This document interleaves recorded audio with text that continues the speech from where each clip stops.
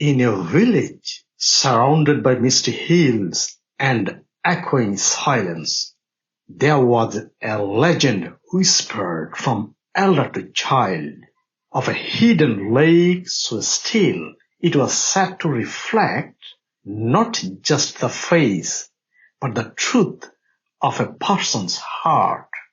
They called it the mirror of still waters, and no one knew exactly where it lay. Some said it vanished when sought too eagerly.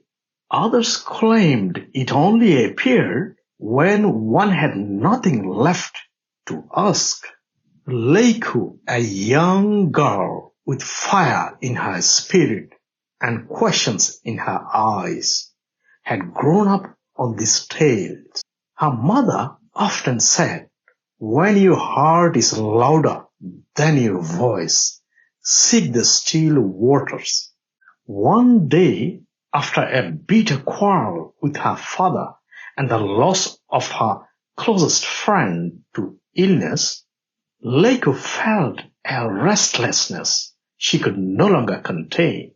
The village noise, once comforting, now overwhelmed her.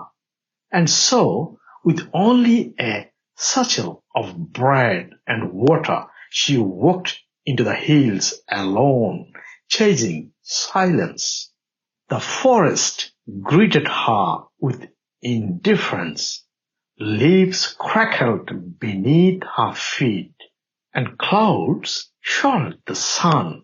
For 3 days she wandered. On the 4th, she began to doubt. Was the lake even real? Or had she been chasing a story built on hope? But then, as twilight slipped in like a secret, she stumbled into a clearing.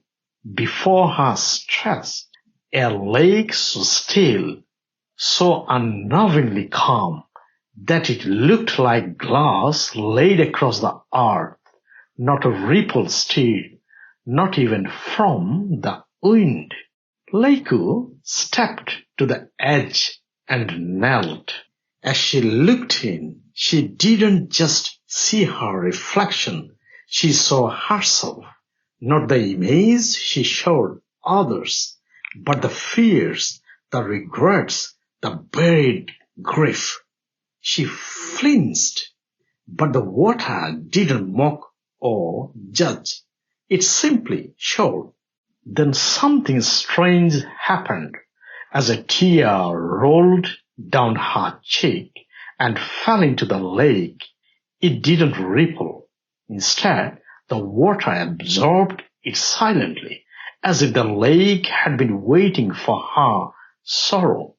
A voice, soft and wind in tall grass, echoed around her. Still waters run deep, and so must you. Leiko looked around. No one was there, but the message settled inside her like a seed.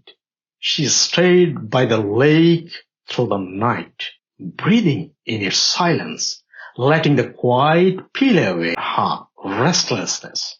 By dawn, something has changed. Not outside. The trees still swayed, the sky still shifted, but within her. The storm that once ruled her heart had calmed. She returned to the village. People asked where she had gone, but she only smiled and said, "I went to listen to the quiet." From that day forward, Leiko walked with a gentleness that couldn't be mistaken for weakness. She spoke softly, but carried the weight of still water, calm, deep, and unwavering.